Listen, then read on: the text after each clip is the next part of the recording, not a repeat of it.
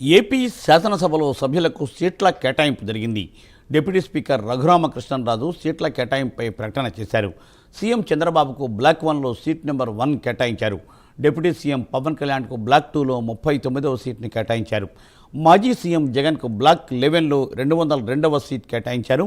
ప్రతిపక్ష నేతగా ఉన్నప్పుడు సీఎం చంద్రబాబుకు కేటాయించిన సీట్ని జగన్కు కేటాయించారు.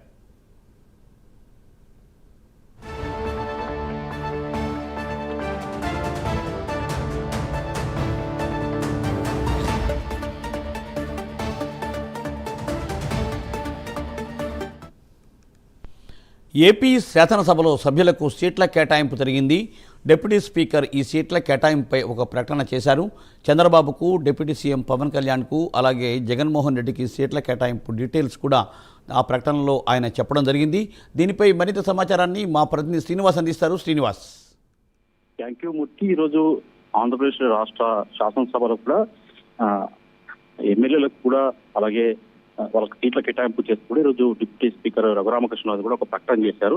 అంటే గత అసెంబ్లీ స్టార్ట్ అయినప్పటి నుంచి ఇప్పటికి కూడా అంటే అధికారికంగా సభ్యులకు ఎలాంటి సీట్లు కేటాయించలేదు.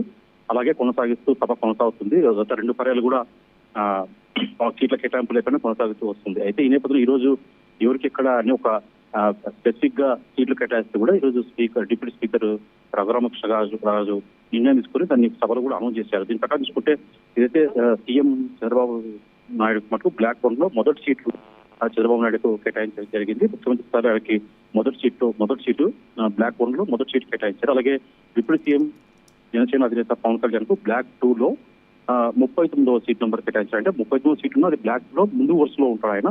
ఆ 39వ సీటు డిప్యూటీ సీఎం జనసేన అధినేత పవన్ కళ్యాణ్ కేటాయించారు. అలాగే మాజీ ముఖ్యమంత్రి జగన్మోహన్ రెడ్డి కూడా ఈ బ్లాక్ 11లో 202 సీటు కేటాయించారు.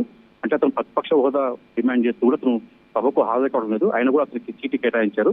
అయితే స్పీకర్ కు ఎడమ చేతి వైపుగా జగన్ సీటు ఉంటుంది. అప్పటి గతంలో చూసుకుంటే గతంలో ప్రతిపక్ష నేతగా ప్రస్తుత ముఖ్యమంత్రి చంద్రబాబు నాయుడు గతంలో ఏదైతే కూర్చున్నాడో అదే సీట్ను కూడా ఇప్పుడు జగన్ కూడా అదే స్థానం కేటాయించారు. మొత్తం చూసుకుంటే ఈ అధికారికంగా కేటాయించిన అంటే సీనియర్లకు ఎమ్మెల్యే కావచ్చు, అలాగే సీనియారిటీని బట్టి అలాగే వాళ్ళ పార్టీని బట్టి కూడా సీట్లు కేటాయించారు. ప్రధానంగా చూసుకుంటే మంత్రులకు తర్వాత సీనియర్ ఎమ్మెల్యేలు కూడా వరుసగా సీట్లు కేటాయించారు. సభలో మటుకు రేపటి నుంచి వాళ్ళకి ఏది సీట్లు కేటాయించారో దాంట్లో వాళ్ళకు కూర్చోవాల్సి ఉంటుంది. Murthy. Thank you Srinivas. Thanks for update.